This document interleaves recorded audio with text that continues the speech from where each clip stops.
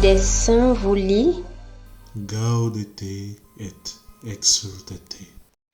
S'il vous plaît, n'oubliez pas de nous soutenir en vous abonnant, en likant et en partageant la vidéo.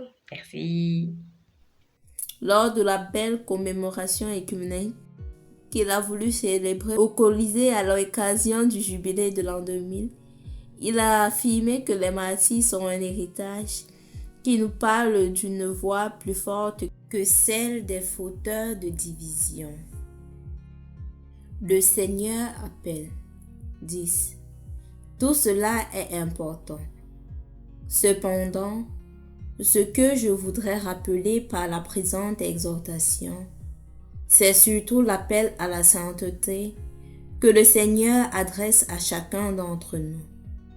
Cet appel qu'il t'adresse à toi aussi. Vous êtes devenus saints, car je suis saint. Lévitique 11, verset 44. 1 Pierre 1, verset 16. Le Concile Vatican II l'a souligné avec force. Pourvu de moyens salutaires d'une telle abondance et d'une telle grandeur, tous ceux qui croient au Christ, quelles que soient leurs conditions et leur état de vie, sont appelés par Dieu, chacun dans sa route, à une sainteté dont la perfection est celle même du Père. Lumen Gentium, numéro 11. 11. Chacun dans sa route, dit le Concile Vatican II.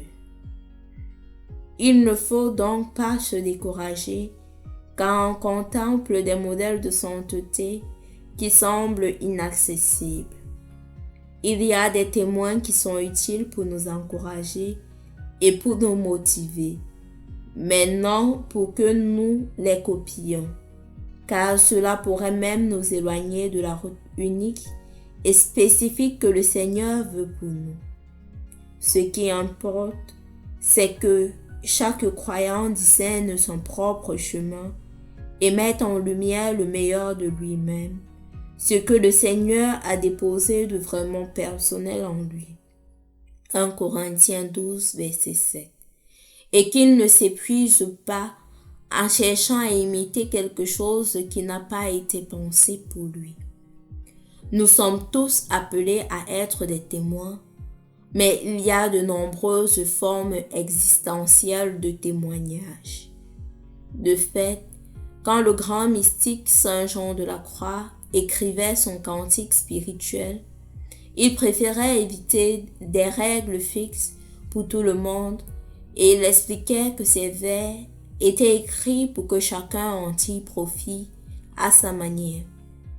En effet, la vie divine se communique aux uns d'une manière et aux autres d'une autre. 12.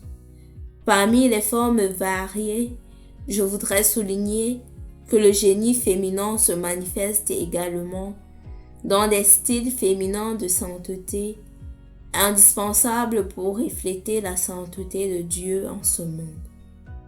Même à des époques où les femmes ont été plus marginalisées, l'Esprit Saint a précisément suscité des saintes dont le rayonnement a provoqué de nouveaux dynamismes spirituels et d'importantes réformes dans l'Église. Nous pouvons mentionner Sainte Hildegarde de Bingen, Sainte Brigitte, Sainte Catherine de Sienne, Sainte Thérèse d'Avila ou Sainte Thérèse de Lisieux. Mais je tiens à évoquer tant de femmes, inconnues ou oubliées, qui chacune à sa manière ont soutenu et transformé des familles et des communautés par la puissance de leur témoignage.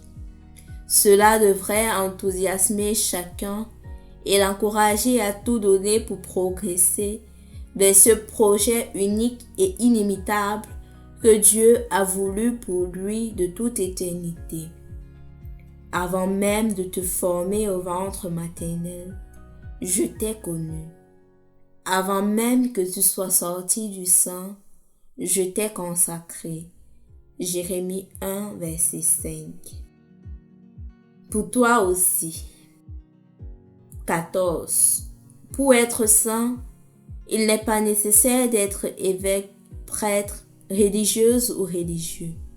Bien des fois, nous sommes tentés de penser que la sainteté n'est réservée qu'à ceux qui ont la possibilité de prendre de la distance par rapport aux occupations quotidiennes, par rapport aux occupations ordinaires, afin de consacrer beaucoup de temps à la prière.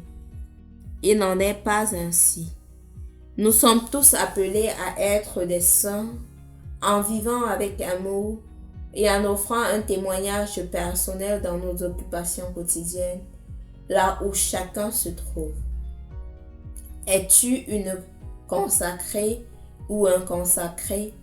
Sois saint en disant avec joie ton engagement. Es-tu marié? Sois saint en aimant et en prenant soin de ton époux ou de ton épouse, comme le Christ l'a fait avec l'Église. Es-tu un travailleur? Sois saint en accomplissant honnêtement et avec compétence ton travail au service de tes frères. Es-tu père, mère, grand-père ou grand-mère? Sois saint en enseignant avec patience aux enfants à suivre Jésus.